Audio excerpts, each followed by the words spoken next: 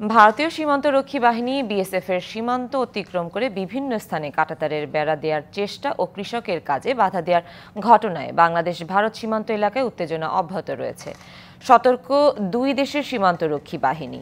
লালমনিরহাটের দহগ্রামের আঙ্গুরপোতা সীমান্তে আইন লঙ্ঘন করে কাঁটাতারের বেড়া নির্মাণ করায় স্থানীয়রা প্রতিরোধ গড়ে তোলেন। এরপর বিজিবি বিএসএফ এর মধ্যে আলোচনার পর তারা পিছু হটে। তখন থেকেই এই সীমান্ত এলাকায় দেখা দিয়েছে উত্তেজনা। স্থানীয়দের মাঝে কিছুটা আতঙ্ক থাকলেও বিজিবি নজরদারি বাড়ানোয় সেটি কেটে গেছে। সীমান্ত পরিস্থিতি নিয়ন্ত্রণে সরকারের আরও কঠোর পদক্ষেপের আশা স্থানীয়দের। এদিকে সাতক্ষীরার ভোমরার লক্ষ্মীদারি সীমান্তে ধান চাষে বিএসএফ এর বাধা দেওয়ার ঘটনায় দেখা দিয়েছে উত্তেজনা। বিজিবি বিএসএফ এর পতাকা বৈঠকে জমি পরিমাপের পর বিষয়টির চূড়ান্ত নিষ্পত্তির সিদ্ধান্তে আসার পরও তার প্রশমন হয়নি। এরপর থেকেই সীমান্ত এলাকায় টহল জোরদার করা হয়েছে।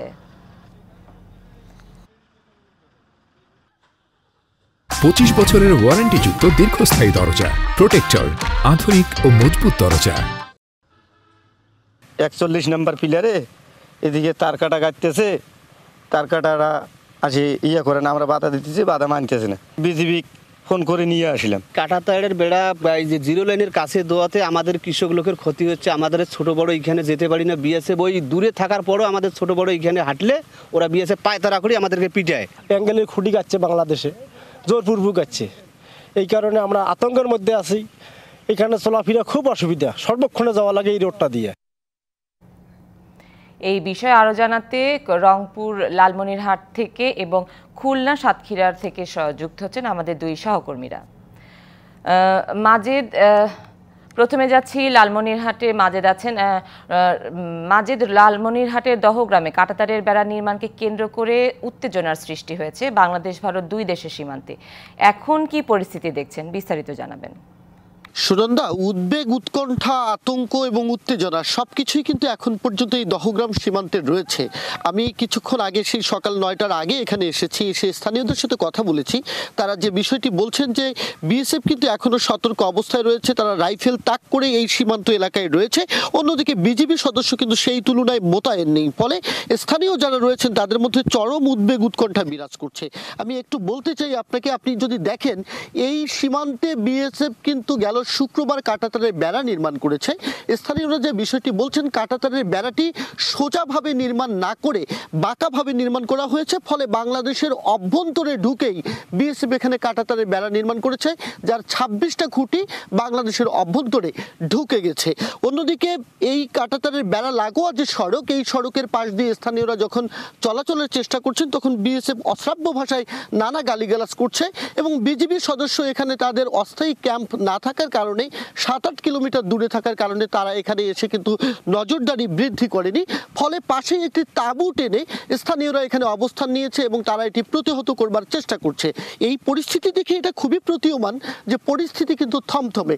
পাশাপাশি সীমান্ত পাড়ে যে সমস্ত জমাজমি রয়েছে, ফসলের ক্ষেত রয়েছে, এই ফসলের ক্ষেতগুলোতে তারা আসতে পারছেন না।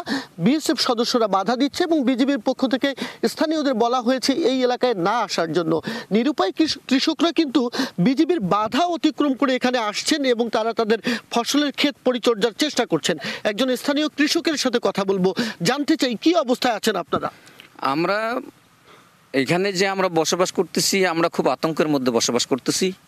আমরা যেভাবে চলাফেরা করতেছি, ওরা তো আমাদের দিকে টার্গেট করেই রয়েছে, তার রাইফেল গুলি, ওরা গোলা বারুদ নিয়ে রেডি রয়েছে ওরা।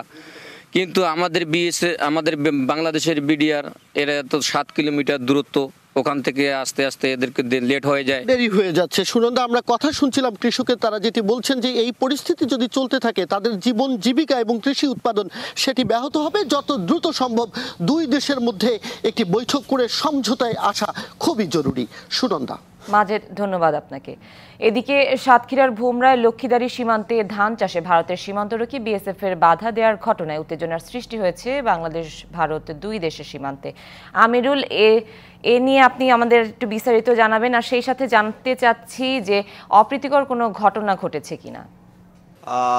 অপ্রীতিকর ঘটনার কোনো দেখা পাইনি। সকাল থেকে আমি এখানে অবস্থান করছি, দেখেছি যে বিশেষ করে যে এলাকাটি নিয়ে সমস্যা দেখা দিয়েছিল সেই এলাকা সংলগ্ন এলাকা নিয়েই যে বিজিবির পক্ষতে বাংলাদেশের যে সীমান্তরক্ষী বাহিনী রয়েছে সেখান থেকে নিরাপত্তা জোরদার করা হয়েছে। বিশেষ করে যে 150 যে গজটি রয়েছে সেই গজ এলাকায় এই নিরাপত্তা জোরদার করা হয়েছে। বিশেষ করে থাকছে যে বিভিন্ন স্থানে যেমন বিজেপি সদস্য টহল দিয়েছে, অনুরূপভাবে এই সকল এলাকাতে থাকছে যারা বসবাস করছে তারা বসবাস করছে, কিন্তু অন্য যারা আছে তারা কিন্তু প্রবেশ নিরাপত্তার জন্য প্রবেশ করতে দেওয়া হচ্ছে না, বিজেপির নিরাপত্তা বলা তৈরির জন্য, যার কারণে যে একের বলা যায় শান্ত অবস্থা রয়েছে। এবং আমরা দেখি সকাল থেকে যে পণ্য আমদানি রপ্তানি যে ভোমরা স্থলবন্দর থেকে সে কার্যক্রম স্বাভাবিক ছিল এবং পণ্য বোঝায় যে ট্রাকগুলো যে বাংলাদেশে যেন প্রবেশ করেছে, অনুরূপভাবে বাংলাদেশ থেকে যে রপ্তানিকৃত পণ্য সেগুলো কিন্তু ভারতে প্রবেশ করেছে, যার কারণে যে এছাড়াও যে অন্য যারা গিয়েছিলেন বিশেষ করে ভারতে চিকিৎসার জন্য বা বিভিন্ন কাজে যারা গিয়েছিলেন তারা কিন্তু দেখেছি সকাল থেকে যে স্থলবন্দর থেকে এখানে তারাও কিন্তু প্রবেশ করেছে, যার কারণে যে নিরাপত্তা যে বলাটা সেটা যেমন জোরদার করা হচ্ছে, অনুরূপভাবে বিজির পক্ষ থেকে দাবি করা হচ্ছে যে এই যে সমস্যা সৃষ্টি হলো যে সমস্যার সমাধানে দুই দেশের একটি নির্ধারিত দিন দেওয়া হয়েছে, বিশেষ করে দুই দেশের যে সার্ভেয়ার যারা রয়েছে তাদের উপস্থিতিতে এবং দুই দেশের সীমান্তরক্ষী বাহিনীদের উপস্থিতিতে এই যে আলোচনা সাপেক্ষে জরিপের মধ্য দিয়ে মাপের মধ্য দিয়ে এই যে সীমানা নির্ধারণ সে নির্ধারণ করা হয়, যার কারণে এখন কিন্তু অনেকটাই শান্ত অবস্থায় দেখছি, কোনো রকম উত্তেজনা ছাড়াই কিন্তু স্বাভাবিক কার্যক্রম বিরাজ করছে ভোমরা স্থলবন্দরে। এটাই ছিল সর্বশেষ অবস্থা। আমিরুল, ধন্যবাদ আপনাকে আমাদের সাথে যুক্ত হওয়ার জন্য।